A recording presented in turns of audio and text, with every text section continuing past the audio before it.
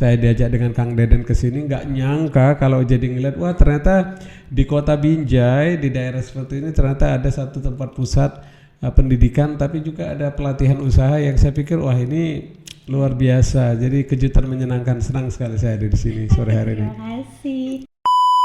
Jadi kalau kita mau go global, kalau kita mau bersaing secara global, mau nggak mau kemampuan bahasa Inggris itu harus ditumbuhkan.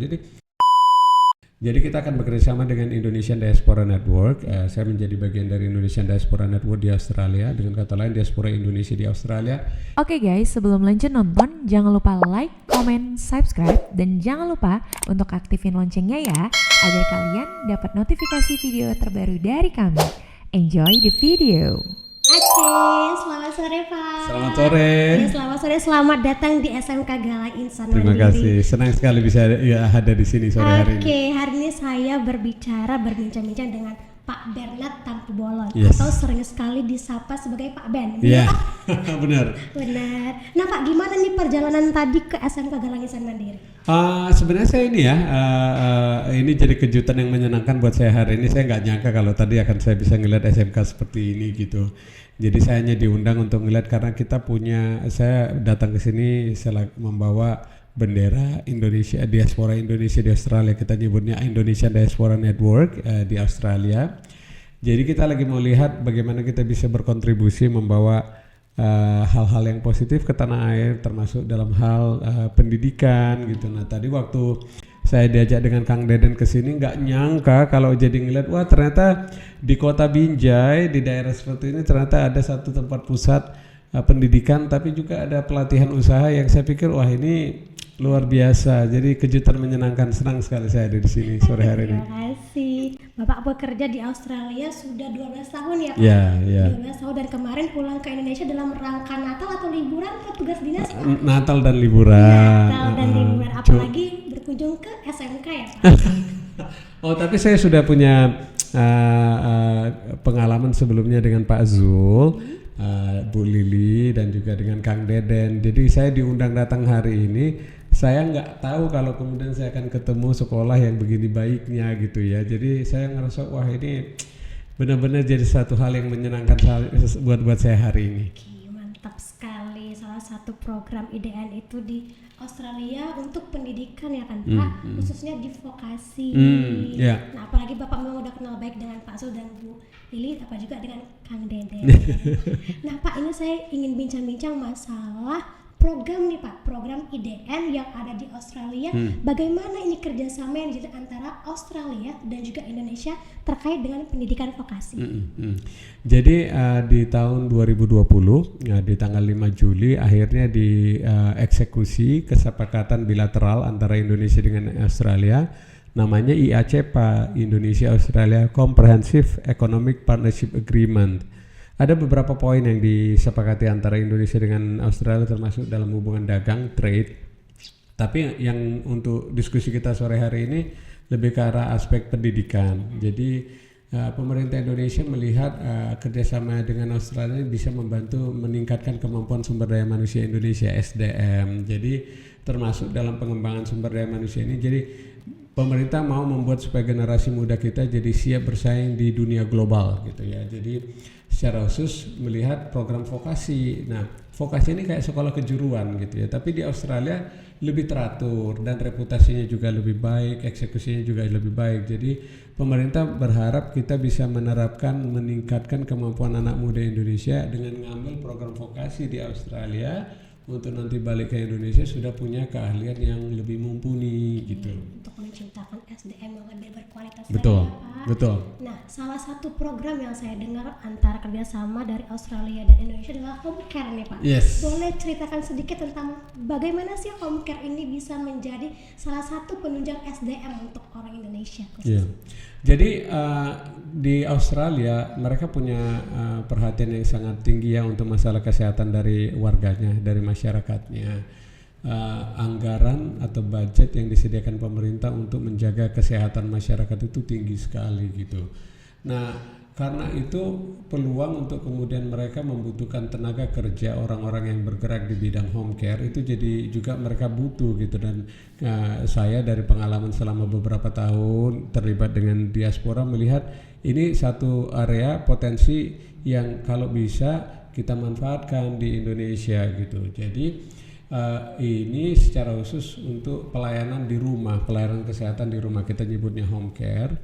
Jadi hanya di Australia itu nggak bisa sembarangan orang langsung mengerjakan satu kegiatan, apalagi yang namanya pelayanan jasa. Harus ada sertifikasi. Jadi yang namanya sertifikasi di Australia itu sangat-sangat diharuskan sama pemerintah. Orang nggak bisa menyatakan saya punya keahlian kalau dia nggak punya bukti ada sertifikasi gitu. Nah di home care ini kebutuhannya tinggi, kebutuhan tenaga kerjanya tinggi. Jadi kita berpikir, waduh ini generasi muda Indonesia kita sebenarnya punya kesempatan loh untuk bisa datang ke sana, mendapatkan sertifikasi dan jadi bekerja di sana. Dengan bekerja di sana, saya pikir dalam hal pengembangan manusianya, yang pertama jadinya ada di daerah yang dimana orang-orangnya disiplin ya dalam mengerjakan tugasnya. Yang kedua, teknologi maju, jadi adik-adik kita nanti bisa bekerja menggunakan teknologi maju. Yang ketiga, saya pikir ini kadang-kadang orang menyepelekan, tapi saya pikir bagus ya, bahasa Inggris. Jadi kalau kita mau go global, kalau kita mau bersaing secara global, mau nggak mau kemampuan bahasa Inggris itu harus ditumbuhkan. Jadi akan sangat baik sekali kalau adik-adik kita, generasi muda kita punya kesempatan datang ke Australia native speaker, bisa langsung menumbuhkan kemampuan berbahasa Inggrisnya gitu. Dan yang terakhir saya pikir dengan bekerja begini bisa nabung. Iya, benar. Jadi Untuk bisa masa pulang depan ya, Pak. dan bisa pulang ke Indonesia sudah bawa modal, bisa mulai usaha. Benar sekali. Nah untuk tadi masalah sertifikasi, berarti sertifikasi didapatkan di Australia Pak? Belajarnya di Australia atau di Indonesia?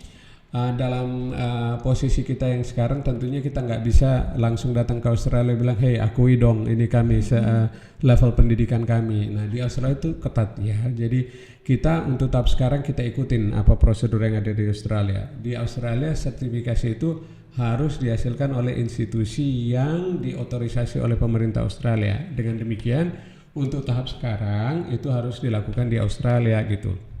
Tapi mungkin nanti kalau kita lakukan kerjasama ini terbuka kesempatan kalau mereka melihat memang anak-anak Indonesia ini kualitasnya bagus dan program yang dilakukan itu juga bagus. Terbuka kok kesempatan kayak dari Cina, mereka ada melakukan pelatihan dilakukan di Cina tapi akhirnya diakui. Jadi bisa dilakukan di Cina dan mereka diterima di Australia. Jadi kemungkinan itu ada, cuman untuk sekarang opsi yang ada itu bagaimana adik-adik kita dapat ikut pelatihan di sana, dapat sertifikasi di sana. Oke, berarti belajar di sana dan dapat sertifikat di sana baru bisa bekerja. Di home care Iya, sana. betul sekali. Nah Pak, kira-kira ada nggak peluang bagi anak-anak kita yang tamatan SMK Galang Insan Mandiri untuk ikut bekerja di home care yang ada di Australia dan bagaimana caranya?